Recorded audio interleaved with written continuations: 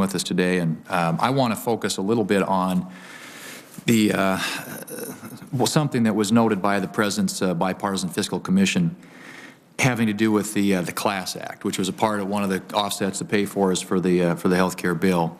And it was viewed as financially unsound by many experts, and the Commission recommended significantly reforming or repealing the Class program.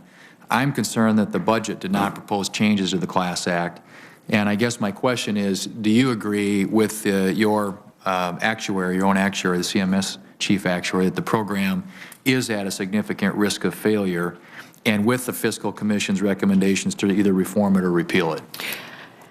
Yes, Senator, I do agree with the reform or repeal, which is why we were pleased to have been given administrative flexibility in the law. While the law outlined a framework for the Class Act, we determined pretty quickly that it would not meet the requirement that the Act be self-sustaining and not rely on taxpayer investments. So we have made a series of program changes already in terms of eligibility requirements, the wage possibilities. We are modeling very carefully what will exist, and starting with the principal rule that the program will not start unless we can absolutely be certain that it will be solvent and self-sustaining into the future. But we do have flexibility. I would be happy to provide you with the details of at least what's being outlined so far, which is significantly different than the framework that the law itself describes. Well, I'm really concerned, and I offered an amendment at the time it was debated to repeal that provision of the bill, simply because it does show in the near term some revenues, because you've got some premium dollars coming in, but almost everybody who's looked at it says in the out years this becomes a major liability. And if you would take a snapshot of what was written as the criteria of how many years someone would have to work, what the wage would have to be to enter the program, if there would be any indexing and benefits, the snapshot in the bill, I would absolutely agree, is totally unsustainable. We do have administrative flexibility, though, and have a team together, including the actuary who was with Genworth, who's probably the largest provider of any kind of long-term services. We are modeling things.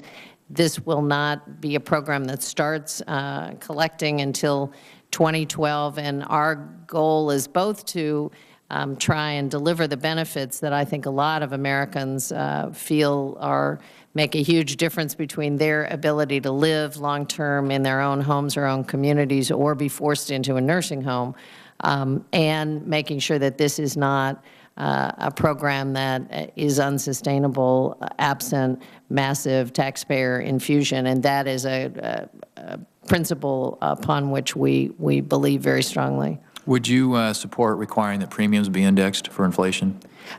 Senator, that's currently part of our plan. Yes, sir. Okay. How about, there's been some discussion, in fact, there was a study that was done by Center for Retirement Research at Boston College that highlighted the need for broad participation in order to achieve solvency. Would you support a mandate on participation? I can't tell you about the mandate, but I know that the modeling, if you're at the 2 to 3% participation rate, you have a barely sustainable program.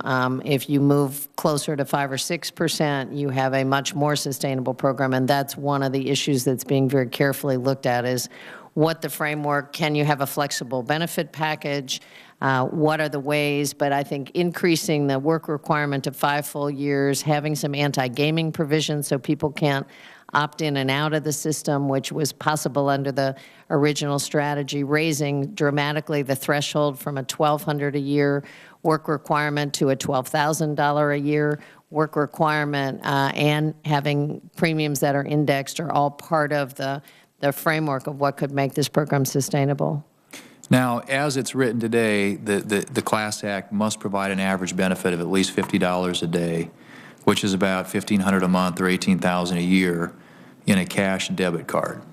How will HHS ensure that the funds that are spent on are spent on methods that provide care? I mean, what type of compliance audits do you expect to have in place on something like this? Well, I think there'd be a very significant, program integrity feature to the bill, and also probably some very specific design of benefits of what it is that actually could be purchased along the way that could verify the fact that it is going to supporting home services. As you know, the program is designed for people to set aside their own money and then draw out their own money with no taxpayer support. So the framework is not perhaps designed to mandate that only a few options could be available, since people are basically spending their own money, but a defined benefit package with some revenue streams that make sure we are supported on into the future is part of the program design. Is there a, okay, there's a clock here. Am I over my time, Mr. Chairman? Sorry, okay. I would keep going, but I don't have it down here on the small table end. So. Well, we need to expand our clocks around this place. You have your very own table. Yeah, Senator Hatch, did you have additional questions? Well, then, Senator Thune, why don't you go ahead and I just continue. had one more, Mr. Chairman, if it's okay. I want to explore this a little bit further, but if the premiums have to support a 75-year actuarial balance, at what level are the premiums too high to be affordable? And have you given thought to what happens when you run into an adverse selection problem and you push premiums into the so-called death spiral where they're no longer affordable? Yes. I think there are two forms of death spirals. One is, as you say, an immediately adversely selected pool, so that you have expensive population and a narrow take-up rate. The other is that premiums are so high that, compared to other possibilities on the marketplace, no one takes it up. So it is both a premium issue and a selectivity issue that we're looking at. Neither of which is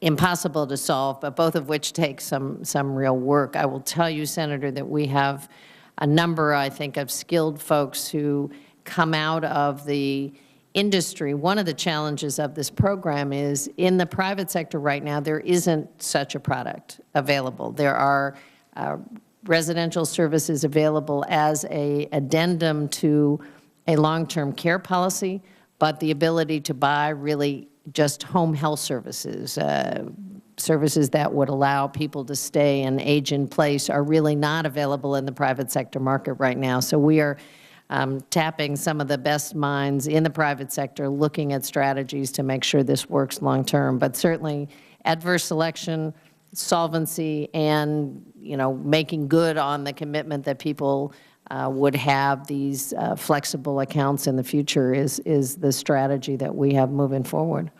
I appreciate your responses, Madam Secretary, and I would only suggest that my preferred solution to this is still repeal of this program. Thank you, Mr. Chairman. Mr. Chairman. Senator Hatch. Madam Secretary, a number of people do